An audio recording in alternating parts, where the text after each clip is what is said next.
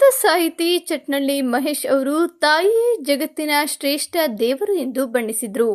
ಜಾವಗಲ್ ಪ್ರಸನ್ನಕುಮಾರ ಅವರು ತಾಯಿ ವೈ.ಟಿ. ನಾಗರತ್ನಮ್ಮನವರ ನೆನಪಿನಲ್ಲಿ ಆಯೋಜಿಸಿದ್ದ ಮಾತು ಸ್ಮರಣೆ ಕಾರ್ಯಕ್ರಮದಲ್ಲಿ ಮಾತನಾಡಿದ ಅವರು, ಭಾರತದ ಸದೃಢತೆಗೆ ತಾಯಂದಿರ ತ್ಯಾಗವೇ ಕಾರಣ ಎಂದರು. ಪಿತೃಪಕ್ಷವಿರುವ ದೇಶದಲ್ಲಿ ಮಾತೃ ಸ್ಮರಣೆ ಅನನ್ಯ ಕಾರ್ಯ. ತಾಯಿಯ ಋಣ ತೀರಿಸಲಾಗದು. ಆಕೆಯ ಸ್ಮರಣೆಯೇ ಮನಸ್ಸಿಗೆ ನೆಮ್ಮದಿಯನ್ನ ನೀಡುತ್ತದೆ ಎಂದರು. ಪುಷ್ಪಗಿರಿ ಶ್ರೀಗಳು ಮಾತನಾಡಿ, ಮನೆಯಲ್ಲಿರುವ ತಾಯಿಯನ್ನ ಪೂಜಿಸಿದ್ರೆ ದೇವರ ದರ್ಶನವಾಗ್ತದೆ. ತಾಯಿಯನ್ನ ನಿರ್ಲಕ್ಷಿಸುವುದು ದುರದೃಷ್ಟಕರ. ಆಸ್ತಿಗಾಗಿ ಕಿತ್ತಾಡುವ ಮಕ್ಕಳು ತಾಯಿಯನ್ನ ಗೌರವಿಸಬೇಕು.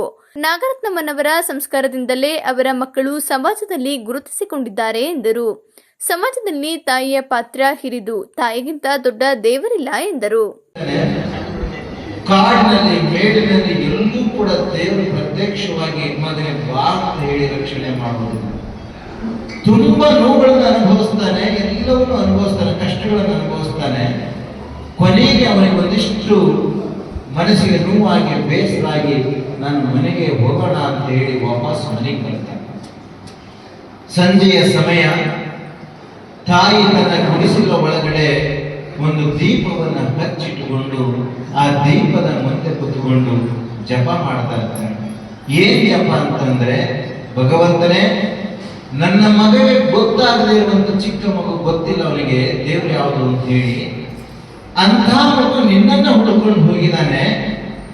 ನೀನು ಅವನನ್ನ ಜೋಪಾನವಾಗಿ ಮನೆಗೆ ಬರೋ ಹಾಗೆ ಮಾಡು ಅಂತ ಹೇಳಿ, ಯಾವುದೇ ಕಷ್ಟಗಳನ್ನು ಕೊಡದ ಹಾಗೆ ಅವನು ಜೋಪಾನವಾಗಿ ಮನೆಗೆ ಬರಕ್ಕೆ ಮಾಡು ಅಂತ ಹೇಳಿ ತಾಯಿಯ ದೀಪದ ಮುಂದೆ ಕೂತ್ಕೊಂಡು ಜಪವನ್ನು ಮಾಡ್ತಾನೆ. ಹೊರಗಡೆಯಿಂದ ಕಿಟಕಿ ಒಳಗಡೆ ನೋಡ್ತಾನೆ.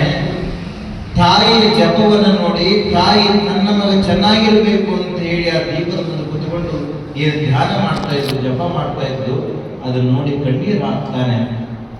ಒಳಗಡೆ ಬಂದು ತಾಯಿಗೆ ನಮಸ್ಕಾರ ಮಾಡಿ ಹೇಳ್ತಾನೆ, ಅಮ್ಮ, ನೀನೇ ದೇವರು ಅಂತ ನನಗೆ ಅರ್ಥ ಆಗಿದೆ. ನಾನು ಇಲ್ಲದ ದೇವರಲ್ಲಿ ಎಲ್ಲೆಲ್ಲೂ ಹುಡ್ಕೊಂಡು ಹೋದೆ.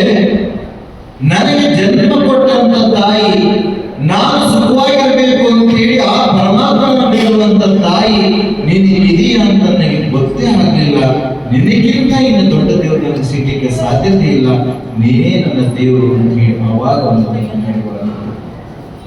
ಯಾಕೆ ಮಾತನ್ನ ಹೇಳಿದ್ದೇವೆ ಅಂತಂದ್ರೆ, ಎಷ್ಟೋ ಮಕ್ಕಳುಗಳು ಇವತ್ತು ದೇವರನ್ನ ಹೊರಗಡೆ ಹುಡುಕ್ತಾರೆ. ನನ್ನ ಮನೆಯಲ್ಲೇ ಒಂದು ಅದ್ಭುತವಾದಂತಹ ತಾಯಿ ಎನ್ನುವ ದೇವರು ಇದೆ ಎನ್ನುವಂಥದ್ದು ಅರ್ಥ ಆಗುತ್ತೆ. ಯಾರ ತಾಯಿ ಎನ್ನುವಂಥ ದೇವರು ಅರ್ಥ ಆಗುತ್ತೆ, ಆ ಕುಟುಂಬ, ಮನುಷ್ಯ ಜೀವನ ಎಲ್ಲವೂ ತಾನಾಗಿ ಸುಂದರವಾಗಲಿಕ್ಕೆ ಶುರುವಾಗುತ್ತೆ. ಆದ್ರೆ ನಾವೇನ್ ಮಾಡ್ತೀವಿ ಅಂತಂದ್ರೆ, ತಾಯಿ ಜನ್ಮ ಕೊಡಬೇಕಾದ್ರೆ ಇಬ್ಬರಿಗೆ ಕೊಟ್ಟಿರ್ತಾರೆ ಮಕ್ಕಳಿಗೆ, ನಾವು ಅದೇ ತಾಯಿಯನ್ನ ಯಾರು ನೋಡ್ಕೊಳ್ಬೇಕು ಅಂತ ಯೋಚನೆ ಮಾಡ್ತೀವಿ. ಯಾರು ತಾಯಿಗೆ ಅನ್ನ ಹಾಕಬೇಕು ಅಂತ ಯೋಚನೆ ಮಾಡ್ತೇವೆ. ಯಾರು ಹಾಲನ್ನ ಆಸ್ತಿನ ಹೆಚ್ಚಿಗೆ ಹಂಚ್ಕೊಳ್ಬೇಕು ಅಂತ ಯೋಚನೆ ಮಾಡ್ತೀವಿ. ಇತ್ತೀಚಿನ ದಿನಗಳಲ್ಲಿ ಒಬ್ರು ಮಾತನ್ನ ಹೇಳ್ತಾರೆ, ಹಾಸಿಗೆಯಲ್ಲಿ ಬಿದ್ದಂತ ಮಕ್ಕಳುಗಳು, ಅಂದ್ರೆ ತಂದೆ ತಾಯಿ ಹಾಸಿಗೆಯಲ್ಲಿ ಬಿದ್ರೆ ಮಕ್ಕಳುಗಳು ಈಗ ಡಾಕ್ಟರ್ ಕರ್ಕೊಂಡ್ಬರಕ್ ಹೋಗ್ತಿಲ್ಲ, ಈಗ ವಕೀಲರು ನೋಡ್ಕೊಂಡು ಹೋಗ್ತಾ ಇದ್ದಾರೆ. ವಕೀಲ ಕರ್ಕೊಂಡು ಬರಕ್ಕೆ ಯಾಕೆ? ತಾಯಿಯನ್ನು ಉಳಿಸಿಕೊಳ್ಬೇಕು ಅನ್ನೋ ಭಾವನೆಗಿಂತ ತಾಯಿ ಆಸ್ತಿಯನ್ನು ಹೇಗೆ ಹಂಚಿಕೊಳ್ಬೇಕು ಅನ್ನೋ ಭಾವನೆಗಳು ಇವತ್ತು ಹೆಚ್ಚಿಗೆ ಆಗ್ತದೆ.